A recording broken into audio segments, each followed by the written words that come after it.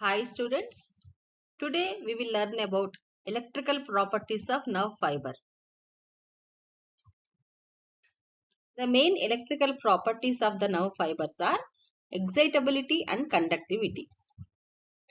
What is excitability?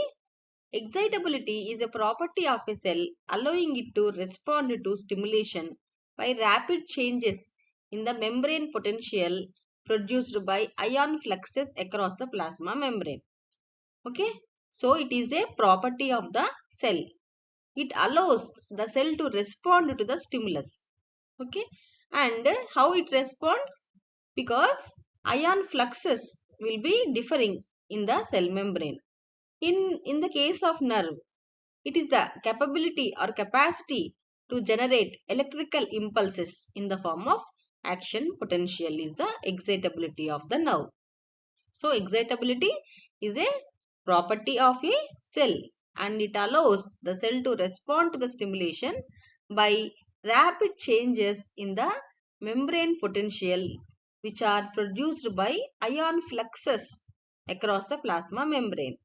And in the case of nerve, it is the capacity to generate action potential. Now coming to conductivity.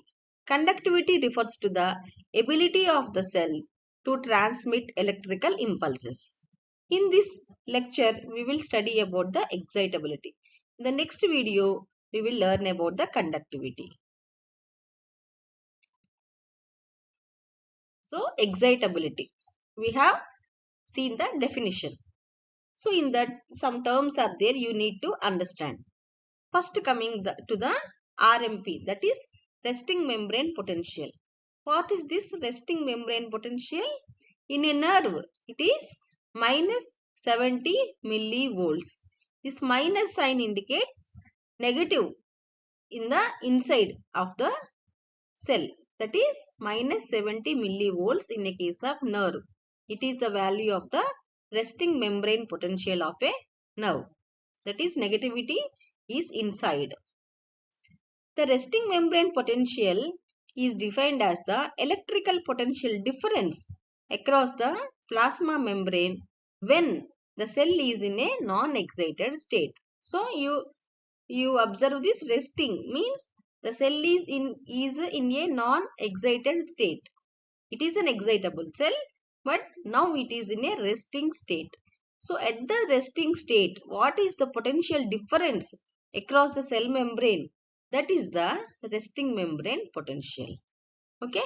So the electrical potential difference across a cell membrane is expressed by its value inside the cell relative to the outside the cell. So it is this RMP, that is resting membrane potential, is the difference, okay, by its value inside to outside of a cell. So inside to outside, in between you have cell membrane, okay. In a nerve it is minus 70 millivolts, negative inside. So what is the ionic basis of resting membrane potential? So how this resting membrane potential is established and what are the ions responsible for this? To study this, we have to know about all these things. These 5 things are important. These 5 things comes under membrane potentials. This is a separate lecture, okay? But here we will study about some part of it. That is, we will study about this first and last point. So what is the first point? It is the selective membrane permeability of cell membrane. So what it implies? The cell membrane is not permeable to all ions equally. There is selective permeability existing in the cell membrane. And the second point is Gibbs-Donan equilibrium. And the third point is Nernst equation. The fourth point is Goldman's constant field equation. And the fifth point is role of sodium potassium pump. So it is a sodium potassium pump or sodium potassium ATPase. Okay, it is an electrogenic pump. Okay, so we will discuss about first point and last point here. In In the video which is made on the membrane potentials, which is to be made on the membrane potentials, we will discuss about all these things again in detail. So you see here the molecular basis of resting membrane potentials. So what is the concentration of sodium ions outside the cell? That is 150 millimole per liter. And what is the concentration of sodium ions inside the cell? It is very less. That is 15 millimoles per liter. Okay. So that is the concentration of sodium ions outside the cell and inside the cell. Now coming to the potassium ions. Potassium ions are exactly reverse, that is greater inside the cell. It is having 150 millimole per liter inside, and whereas outside it is 5.5 millimoles per liter. Okay. So there is a natural concentration gradient existed for sodium ions and potassium ions. So naturally a concentration gradient is there. Why? Because sodium ions are outside, they are more. So the sodium ions are a directed inward movement. So because the sodium ions are more outside, they want to come inside the cell. And because potassium ions are more inside, they want to go outside the cell. Okay. So in the resting state, what is happening? The permeability of membrane is greater for potassium ions. This is the most important point. So in the resting state, the permeability of potassium is higher than the sodium permeability. So what happens? Potassium moves out of the cell. So what is the result? Net result? This takes away the positive charge from the cell. So inside the cell, negative charge exists. Now this sodium potassium pump, it pumps 3 sodium ions to the exterior and 2 potassium ions are pumped inside. So this works against the concentration gradient. So it utilizes ATP. Okay. So what is the cause? What is the role of this pump? It pumps 3 sodium ions to the exterior. Already sodium ions are more in the exterior only, but it will pump sodium ions to the exterior side only and 2 potassium ions to the inside of the cell. This differential pumping makes inside of the cell more negative. Okay. So 3 positive charges gone outside and 2 positive charges came inside. So there is this one is the difference. So it makes more negativity inside the cell. Okay. A pump that moves net charges across the membrane and helps in the genesis of membrane potential is called electrogenic pump. The sodium potassium ATPase is an electrogenic pump. Why it is called like that? Because it is helpful for the genesis of membrane potential. Okay. And it moves the net charges across the membrane. See here, the same point he has written here. In all cells, with the help of sodium potassium ATPase, sodium and potassium are constantly pumped. Okay. Here we have discussed that the cell membrane is more permeable to potassium ions at the rest. So how potassium is moved out of the cell? With the help of potassium leaky channels which are open. And how sodium enters into the cell at the resting state? With the help of sodium channels, leaky channels, sodium leaky channels always open at the resting membrane potential. Okay. So when a cell is at rest, the pumping of sodium potassium ATPase exactly equals the diffusion of the sodium and potassium ions. This results in a steady state condition. Okay.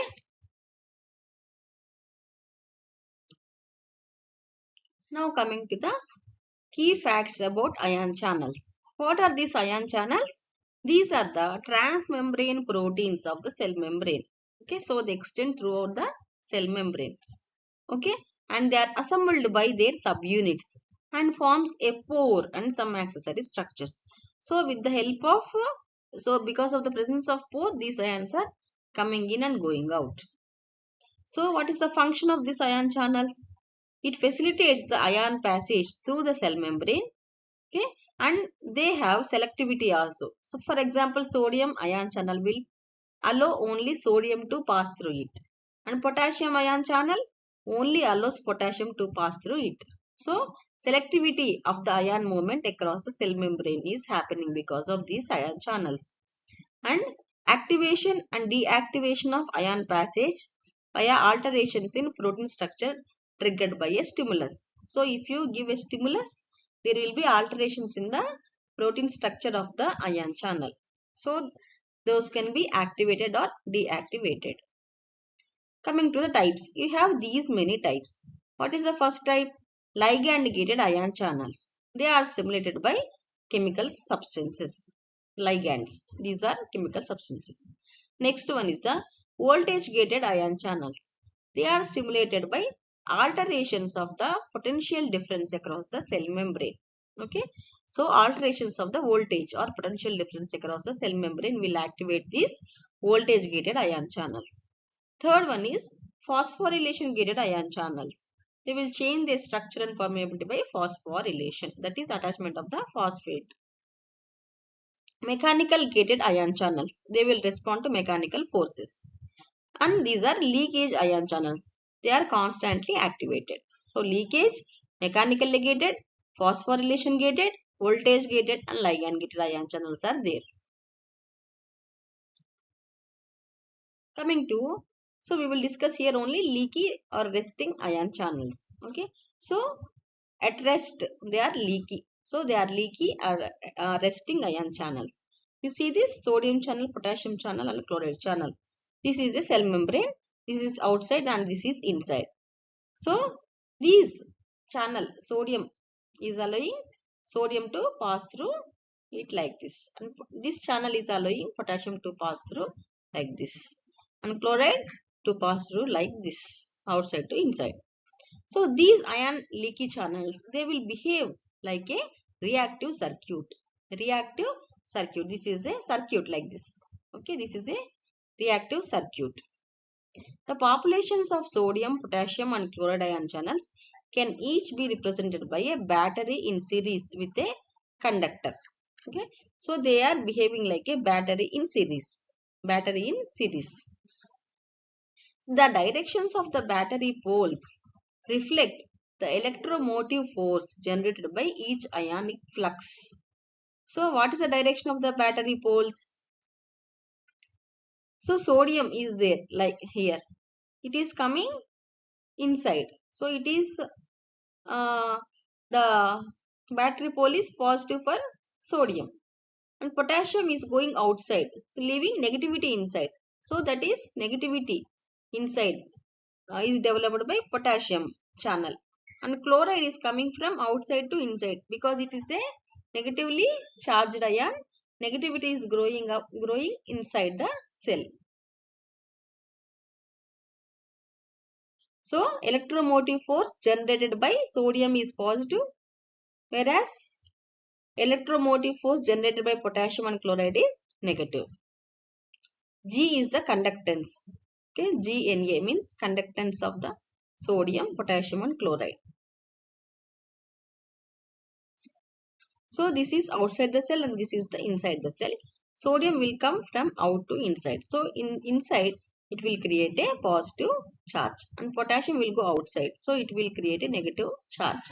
Chloride will come inside, and because this is a negative ion, it will create a negative charge inside the cell. So these are the battery in series. Battery in series within a conductor. Okay. So this is sodium leaky channel, NaLCN, sodium leaky channel structure. So this is a predictor structure of the sodium leaky channel. It has 4 homologous repeats. These are 1, 2, 3 and 4. These are 4 homologous repeats or domains. 1, 2, 3, 4 domains. Each domain is composed of 6 transmembrane segments, that is S1, S2, S3, S4, S5 and S6. So these S1 to S6 are transmembrane segments. Each domain is composed of 6 transmembrane segments and they will form 4 pore forming loops or P loops, okay, spanning from S5 to S6. So this is a different point. These will form 4 pore forming loops, that is P loops, and between the S5 and S6, between the, you see this P loop here, okay, pore forming loop, P loop. This is one P loop, second P loop, third, fourth P loops. So you have 4 pore forming loops. Where are they present? They are present between S5 to S6. And this pore forming loop is a ion selectivity filter. It acts as a ion selectivity filter. So it will allow only sodium ion to pass through it.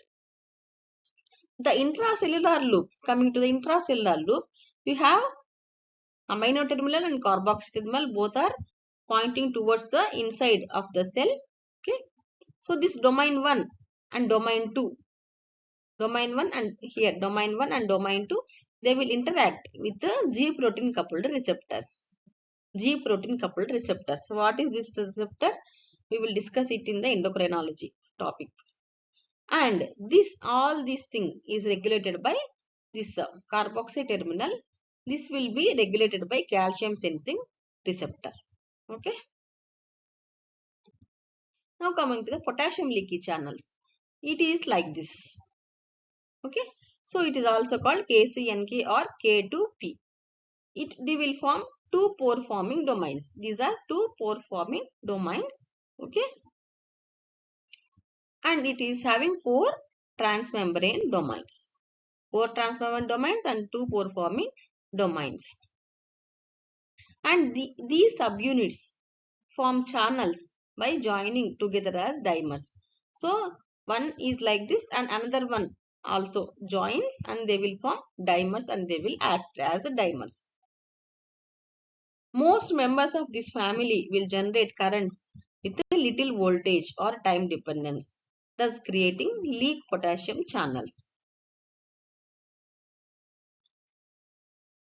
Now coming to the active transport, that is sodium potassium pump.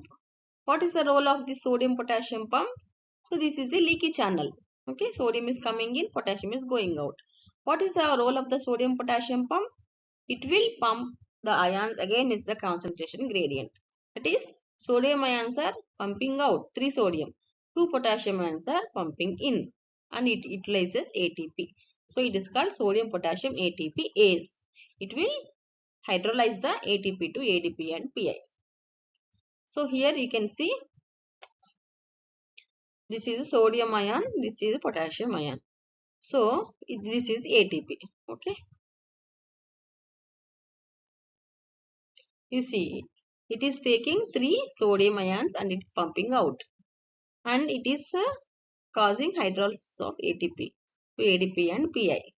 And it is taking 2 potassiums and releasing it to the interior side of the cell along with the PI. Which is the concentration level of the sodium and potassium. Sodium is highly concentrated outside the cell and potassium is highly concentrated inside the cell. So this pump is a large pump and it is an also integral protein, integral membrane protein, and it is made up of at least 2 subunits will be there, but there is also they discovered that some another subunit. So main 2 subunits are alpha and beta subunits. Gamma subunit is recently discovered and it is for the stabilization of the entire sodium potassium ATPase, gamma subunit. Okay. So coming to alpha subunit, it is the primary sequence shows that the alpha subunit, it spans the cell membrane 10 times. Okay. So this alpha subunit spans the cell membrane 10 times. Okay. With most of the molecule found on the cytoplasmic side. Whereas coming to beta unit, it spans the cell membrane only once and it is predominantly extracellular. Okay. And this gamma is for stabilization of the pump. So see here, you have sites for attachment of sodium, potassium, ovabion, ATP. Okay. So see this, the sodium potassium pump was discovered by a Danish scientist called Jens Christian Skew in 1957, and he was awarded Nobel Prize in 1997. So this discovery marked an important step. Okay. So step that how ions will go to inside and outside of the cell in a excitable cells such as nervous cells. So here you can see these states, E1 state, okay, E2 state. So in E1 state, this is a E1 state. It will attach to 3 sodium ions, Na3E1. Then it will attach to ATP. ATP is dissociated to ADP, and this sodium E1 and phosphate group is still attached to the ATPase only. Then what is the next step? It is turning out and it is releasing 3 sodium ions and E2P is remaining. At this state, it is attached to 2 potassium ions. Then what is happening? The hydrolysis of Pi is occurring. It is releasing Pi phosphate and it is also converted to K2E2. So this is a E2 means this is another state of the ATPase. E1 and E2 are 2 stages. Then what is happening? This will release K2, that is 2 potassium ions, and again it will turn into E1. Okay.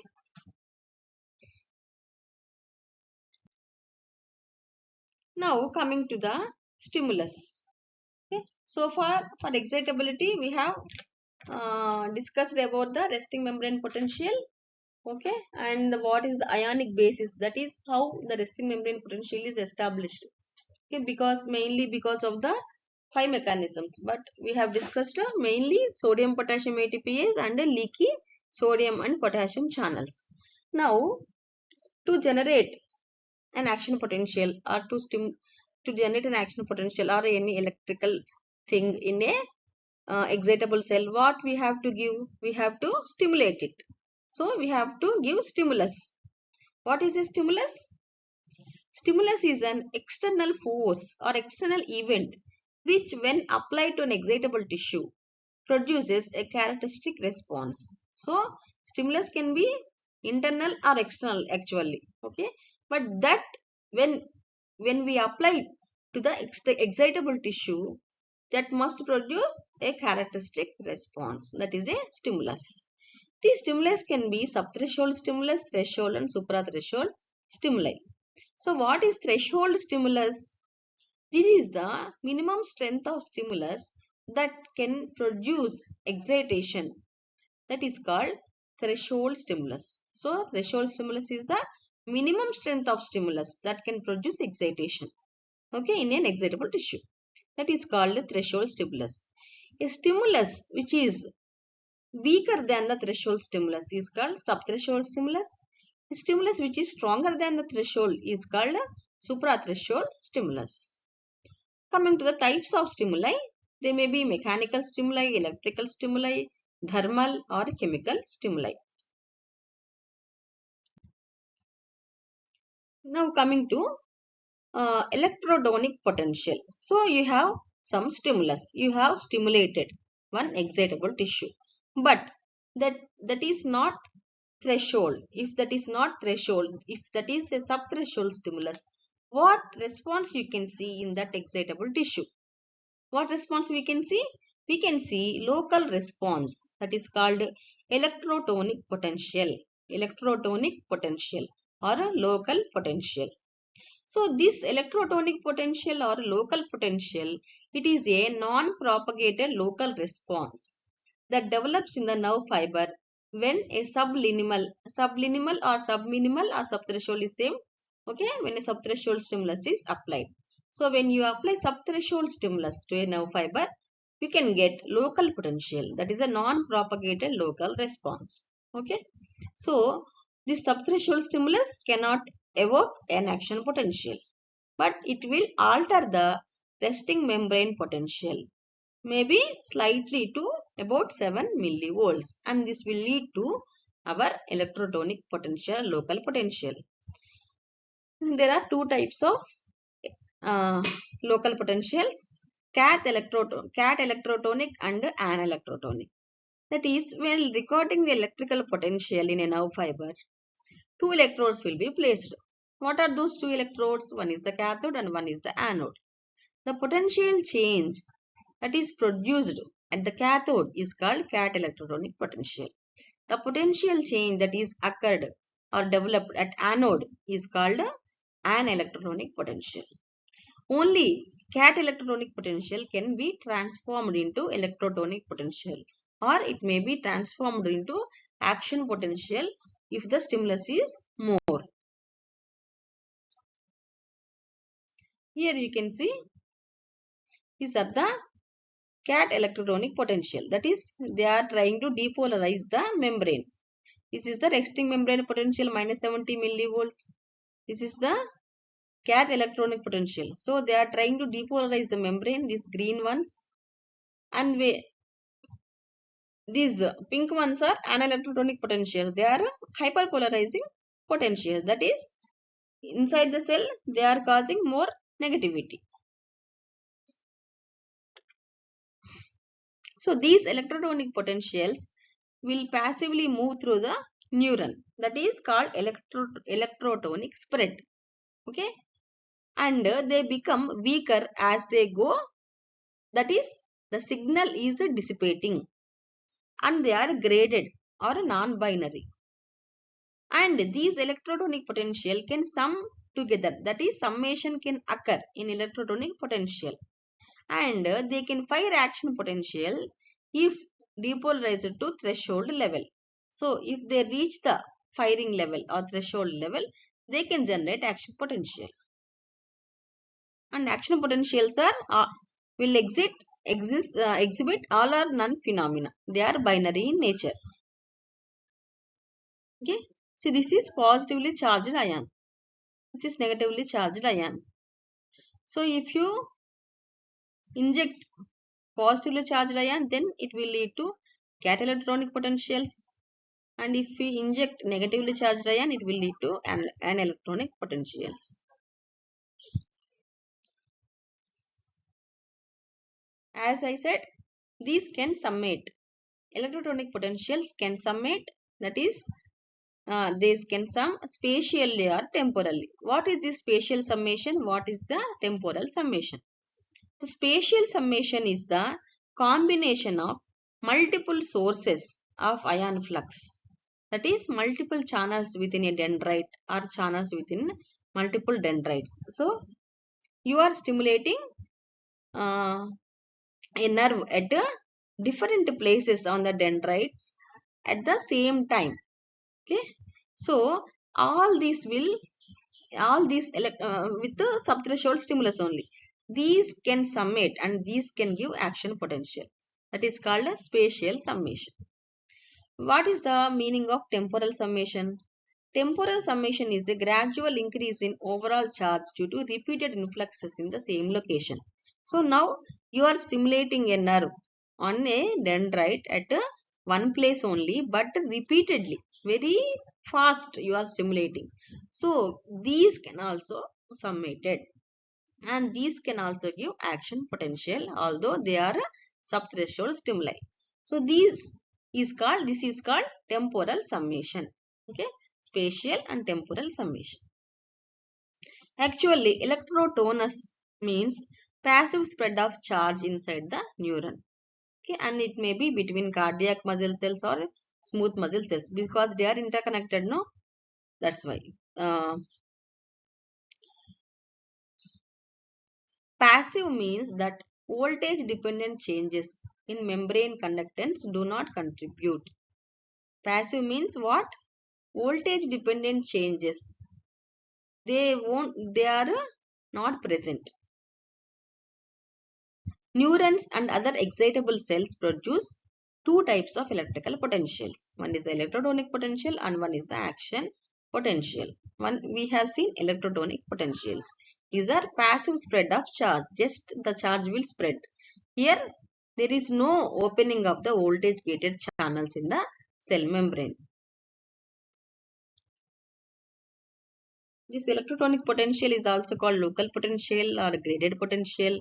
It is a non-propagated local potential resulting from a local change in ionic conductance, and it spreads along the membrane, and it will become exponentially smaller, that is decremental. These potentials are decremental, whereas the action potential is a propagated impulse. Okay? And these electrotonic potentials represent changes in the neuron's membrane potential that do not lead to the generation of new current by action potentials. So these cannot generate new currents, and these cannot generate action potentials. So in the action potential, what will happen? New currents will be generated because it will open the voltage gated channels. All action potentials are begun by electrotonic potentials only first. Okay, by depolarizing the membrane above the threshold potential. So first all action potentials will begin by electrotonic potentials only, but if they summate or it may touch the firing level, then action potential will be generated. Neurons which are small in relation to their length, such as some neurons in the brain, okay, or some neurons in the retina, they will have only electrotonic potentials. So some neurons cannot generate action potentials at all. They will depend only on the electrotonic potentials. These are some neurons in the brain and retina. Okay, whereas the longer neurons, they will depend more on the action potentials. Coming to ribbon synapse. What is this ribbon synapse? It is characterized by presence of electron dense structure that is called synaptic ribbon. This synaptic ribbon holds vesicles close to the active zone. It is characterized by vesicle calcium channel coupling that promotes rapid neurotransmitter release and sustained signal transmission. So what is the active zone? That is at the axon terminal it will be present at active zone. So at that particular point, what is happening? Vesicles are there. So these vesicles are having neurotransmitter, and these vesicles are linked to calcium channel. So when calcium channels are opened, calcium will come in, and these vesicles will be attached immediately to the active zone, and the neurotransmitter will be released rapidly into the synaptic cleft. The ribbon synapses undergo a cycle of exocytosis and endocytosis, okay, in response to graded changes of membrane potential. So why ribbon synapse is important? It is important for our electrotonic potential generation. So this feature, so a specialized mechanism of exo and endocytosis is present at the ribbon synapse level. These unique features are there for the ribbon synapse. They will specialize this type of synapse to enable extremely fast, precise and sustained neurotransmission, okay, which is critical for the perception of many complex sensations such as vision and hearing. So where the ribbon synapses are present, they are found in the retina and ear, in vestibular region and cochlear region, okay. So retinal bipolar cells and pinealocytes. So mainly they are present in the special senses like retina and vestibular and cochlear hair cells, okay. So they will transmit the electrotonic discharge. Electrotonic potential.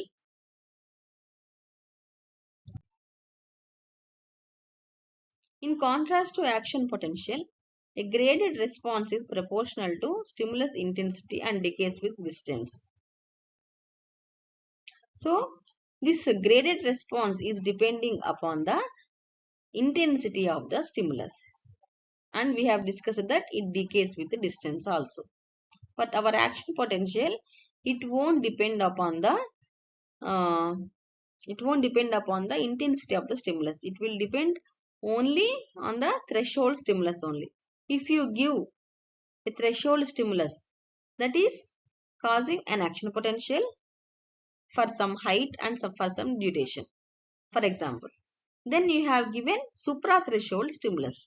Then also that particular nerve will give the action potential only to that particular height and that particular time only. Okay, so that is all or none phenomenon. And this action potential won't decays with the distance because it will generate the local current by opening voltage gated channels.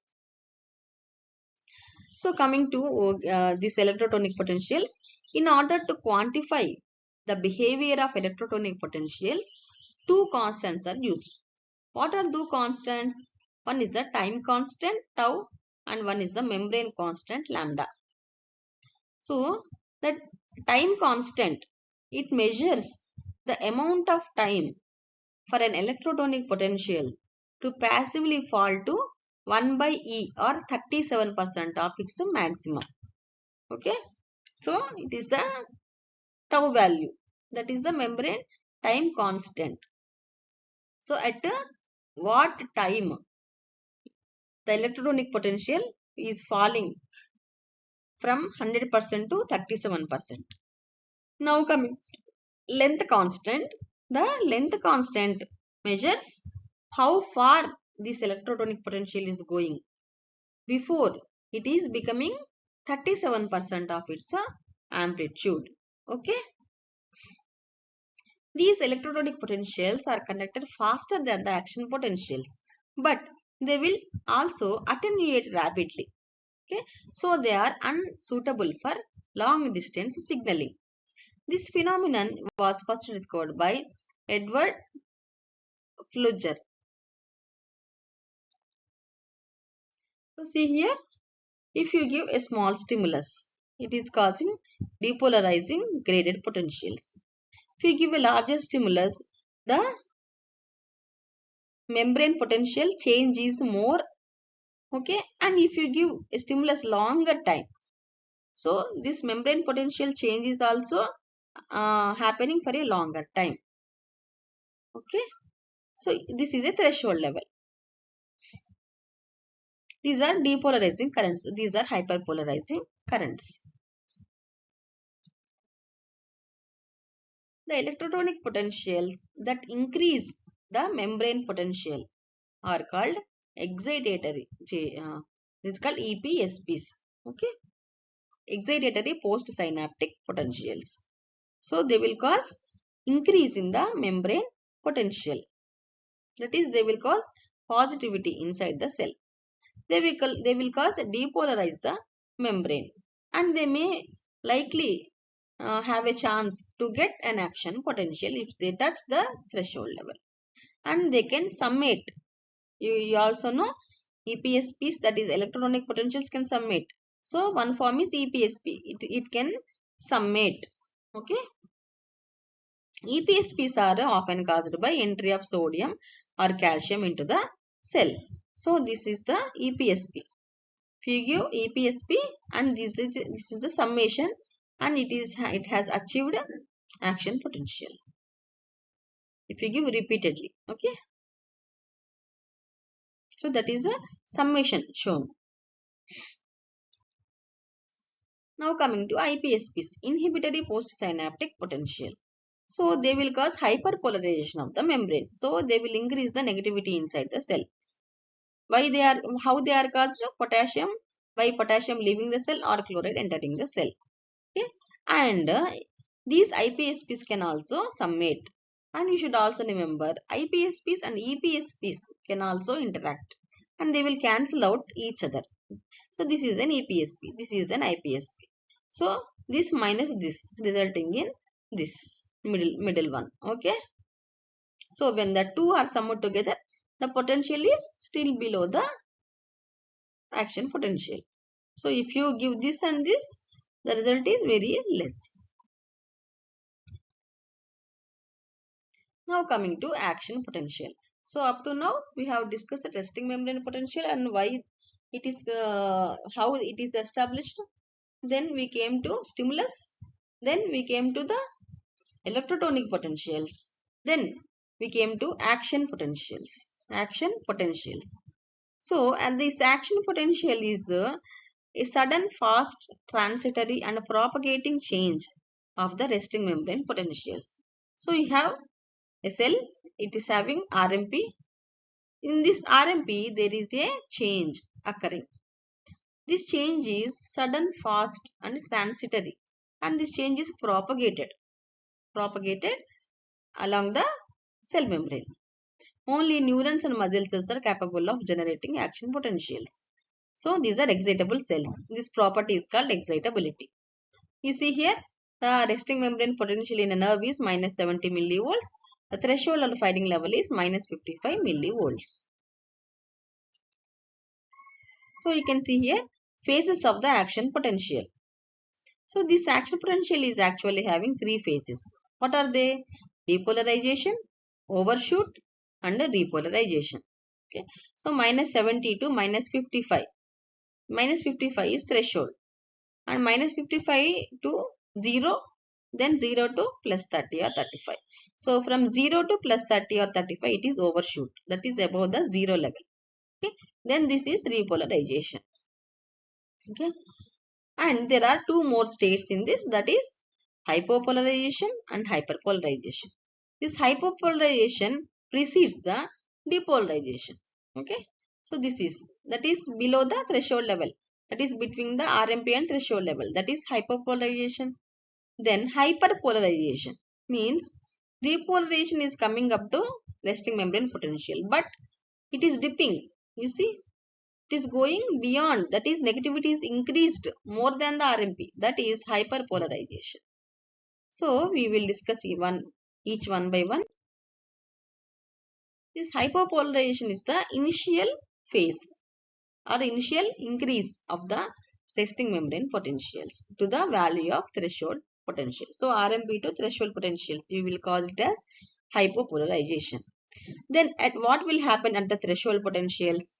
At the threshold potentials, voltage gated sodium channels will be open, and it causes large influx of sodium ions. This will lead to depolarization. During depolarization, what is happening? Electropositivity is increasing inside the cell, and this electropositivity is going, that is this electropositivity, that potential inside the cell membrane is going closer to the electrochemical equilibrium for sodium, that is plus 61 millivolts, but that won't reach up to plus 61 millivolts, it will reach up to plus 35 millivolts. So 0 to plus 35 millivolts is the extreme positivity, that is called overshoot phase. Okay. After the overshoot, what will happen? The sodium permeability decreases because of the closing of its channels. The overshoot value of the cell potential opens voltage gated potassium channels. So at plus 35, what will happen? Sodium channels will close, and at that particular point, potassium channels will be open, which causes a large potassium efflux. Potassium is going out. This will decrease the electropositivity inside the cell. This is called repolarization phase. What is the purpose of this? To restore the resting membrane potential. This repolarization leads to hyperpolarization. That is, negativity is much more increased than the RMP inside the cell. Why? Because the potassium channels are, they will open late and they will also close very late. See this resting potential, okay, like this. And during depolarization, sodium is coming in, repolarization, potassium is going out, hyperpolarization, potassium still going out. And back to resting potential is caused by sodium potassium ATPase. This is a voltage gated sodium channel structure. So it is having 4 domains and each is having S1 to S6 6 membrane spanning segments, and between the S5 S6 it has a 4 P loop, okay, and it has a selectivity filter, okay, and this S4 is having voltage sensor. So this is almost like our leakage sodium channel only, but here what is the difference? S4 is having voltage sensor. It will sense the voltage differences. Then only it will open. Okay. And between the third and fourth domains you have inactivation motif. So it is having these states, that is closed state, that is resting state. Okay. This is open or activated state. This is fast inactivation. This is slow inactivation. So resting or closed, open or activated, and inactivation state, fast inactivation and slow inactivation states. So in resting state what is happening? This gate is closed. Okay. In open, both gates are open. In inactivation state, this gate is closing this pore. Okay. You see this? This is H gate, this is M gate. Okay. So this is a sodium channel, voltage gated sodium channel. So in the resting state, this M gate will close, and during activation this will open. During inactivation this H gate will close the pore, and potassium is having only one gate, that is N gate. So this is the potassium channel voltage gated, only it is having N gate. So only two states are possible, closed state or open state. So closed state is present at the resting membrane potential. When it will be open? It will be opened at a plus 30 millivolts. And this opening is very much delayed. And this opening actually triggered at a threshold level. Then to open this channel, that much time will be required. That is from threshold to 0 to overshoot. At that level only this will open. So the opening of potassium channel is very much delayed. Now coming to the ionic basis of action potential. This ionic basis is studied by Hodgkin and Huxley in 1952. Earlier it was studied by Cole in 1930 to 1940. And they studied this by using voltage clamp technique. So this is a technique, okay, done by these scientists. So they have formulated a theory.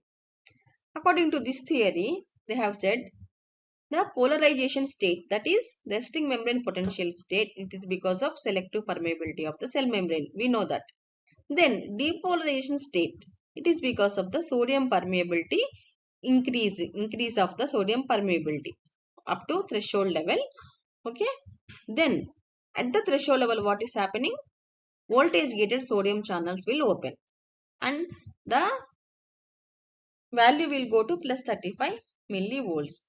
So from the threshold level up to plus 35 millivolts, it has shown that positivity sodium entering into the cell will open more channels, and this is leading to Hodgkin cycle. It is a positive feedback cycle. Okay, I will show the diagram. Then coming to repolarization, it is because of opening of the voltage gated potassium channels, and hyperpolarization is also because of the still opened potassium channels voltage gated. So that will lead to going the membrane potential up to minus 72 millivolts. Actually we have RMP at minus 70 millivolts, but in hyperpolarization it has gone up to minus 72 millivolts. This is Hodgkin cycle. This is a positive feedback cycle. That is, you have caused initial depolarization. This leads to opening of the sodium channels at the threshold level, causes increase in the permeability of the sodium inside the cell. This causes sodium to come inside the cell, increased sodium flow inside the cell. These will cause further membrane depolarization. Okay, further membrane depolarization, and more voltage gated channels are opening, and more sodium is coming. So this is a positive feedback cycle. This is called Hodgkin cycle. So initial depolarization is causing voltage gated sodium channels to open. So sodium is coming in, and it is causing further depolarization by opening further voltage gated channels. So here we will see some points about the voltage clamp technique which they have done. It is an electrophysiological technique and it measures the ion currents across the cell membrane. So under this technique, under voltage clamp conditions, that is clamp means at that particular point we will stop. That is voltage is clamped. Voltage is clamped. So under voltage clamped conditions, voltage gated ion channels open and close as normal. But the voltage clamp apparatus compensates for the changes in the ionic current to maintain a constant membrane potential. Okay, so you have to understand this is we are trying to maintain constant membrane potentials. Okay, but we are giving stimulus. So because we have giving stimulus, that excitable tissue will respond by opening up of the voltage gated ion channels if the stimulus is at the threshold level or above the threshold level. But we don't want any changes in the membrane potential. So exactly what is happening? The ion channels will be opening and the membrane potential will be changing. But to maintain constant membrane potentials, we are supplying opposite charge into the membrane. Okay, so the investigator sets up a desired membrane potential that is called command potential or a holding potential. Okay, holding voltage. So this voltage or potential is same. So this is called voltage clamp technique. So this uses a negative feedback to maintain the particular cell membrane at this desired holding potential. So see this, they have done the experiments on the squid axon because it is very large. Okay, this is a voltage clamp technique done on the squid axon. This works, that is operates by negative feedback mechanism. This is having electrodes, intracellular, extracellular electrode. This is a membrane potential amplifier. This is feedback amplifier. This is signal generator. This is a recording device. Okay. You see this? The membrane potential amplifier measures the membrane potential. Okay. So what is the membrane potential? Difference between this and this, no? Difference between intracellular to extracellular. So this difference is measured by membrane potential and it is amplified. Okay. And the output will go from here to feedback amplifier. Okay. So it is so it will make a difference of potential between these two and it will send to feedback amplifier. Then what is happening in the feedback amplifier? It is getting two informations, one from the signal generator and one from the membrane potential amplifier. So membrane potential amplifier is detecting the difference between the intracellular and extracellular electrode. And this signal generator, we are sending that one particular holding voltage should be maintained. That is the signal generator going to the feedback amplifier. But this is different. When we stimulate the squid axon, this will be different. So this feedback amplifier will subtract the membrane potential from the holding potential, which is coming from the signal generator. Then one output will come. The signal is amplified and output is sent to the axon via the current electrode. Whenever the cell diverges from the holding potential, error signal is generated. This is the difference between the holding potential and actual cell membrane potential. Then the feedback circuit passes current. So here it is not shown. The feedback circuit passes current into the cell to reduce the error signal to zero. Thus, the voltage clamp circuit produces a current equal and opposite to the ionic current. So, for example, if we are stimulating the squid axon, inside the squid axon actually it is negative at the RMP. But because we are stimulated, voltage gated channels are opening, sodium is coming in, that is positivity is increasing. So this is going here. This value is differing. So we should inject same amount of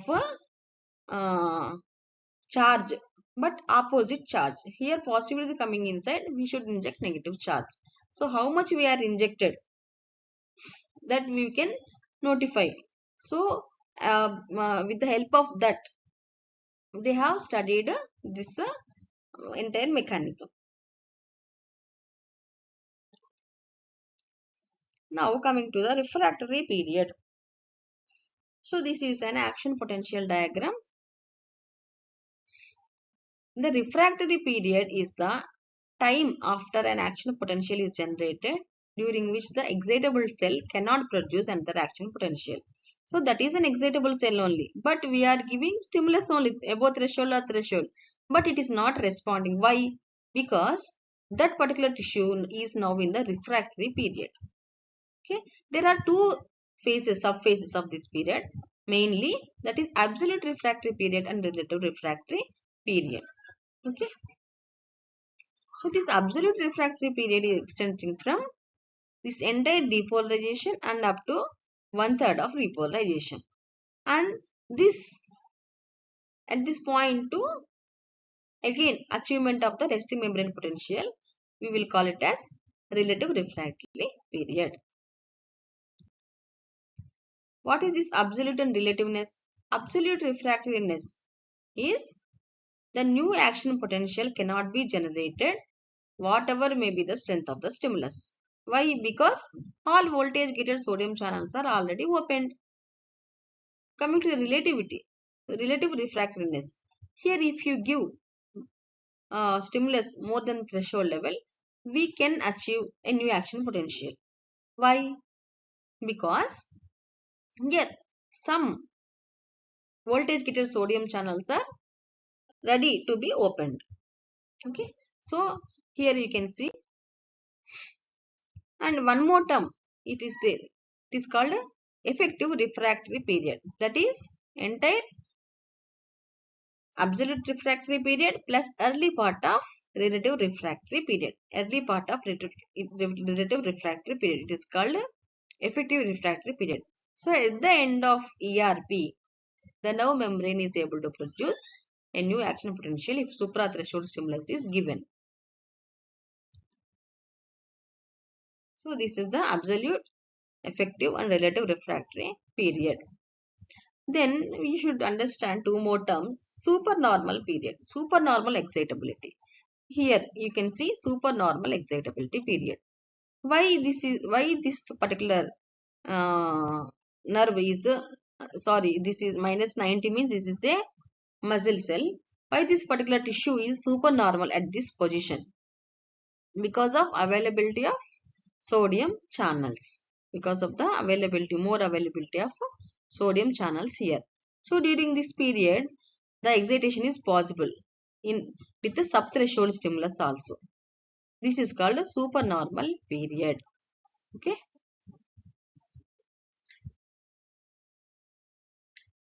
so when it is about to touch the RMP, that is supernormal period.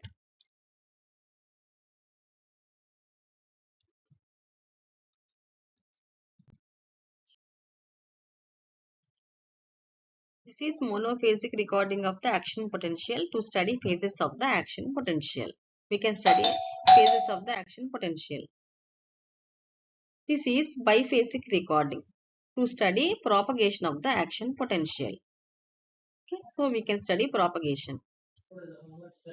So this is a recording of the full nerve trunk. It depicts the functional condition of the nerve. This classification is that's Erlanger classification is depending upon the compound action potential, in which the Erlanger and Gasser classified the nerves into nerve fibers into alpha, beta, gamma, delta, B and C. That is also called lettered classification of ABC. So this is the characteristics of, next we are coming to the characteristics of nerve excitability depending upon the stimulus. First one is the strength duration curve. Okay, this is strength duration curve. It is a curve for nerve. So what is this rheobase and chronaxy? Rheobase is the minimum strength of the current which will elicit a response in a excitable tissue. Utilization time is the minimum duration for which a current of rheobase is applied to excitable tissue. And coming to the chronaxy, now we are applying 2 times the rheobase current. Then after what duration that is responding, that time is called chronaxy.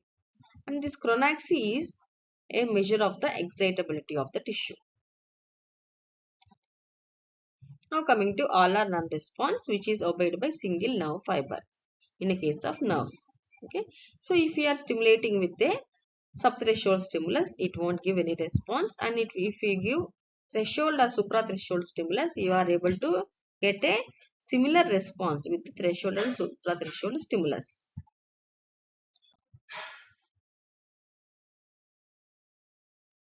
You see this threshold stimulus, suprathreshold stimulus.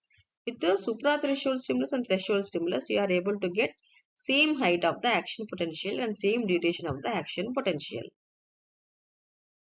Okay, whereas subthreshold stimulus is not able to give any action potential. Accommodation. When a nerve or muscle cell is depolarized slowly, okay, the threshold potential also cannot elicit a action potential. This is called accommodation. Why it is happening? Because you are giving a stimulus very slowly. So, voltage gated sodium channels are not opening. This leads to accommodation. So, if you are giving square pulse impulse, this will open the voltage gated sodium channels, causing production of the action potentials. This is a sawtooth impulse. It is not able to elicit an action potential. Okay, so this is the threshold stimulus only. We are giving very fast, quick. This is a slow. Next, coming to infatigability. The nerve fiber cannot be fatigued due to its absolute refractory period. Okay, so if you are stimulated continuously for a long time also, nerve fiber cannot be fatigued. So it can transmit or conduct only one action potential at a time.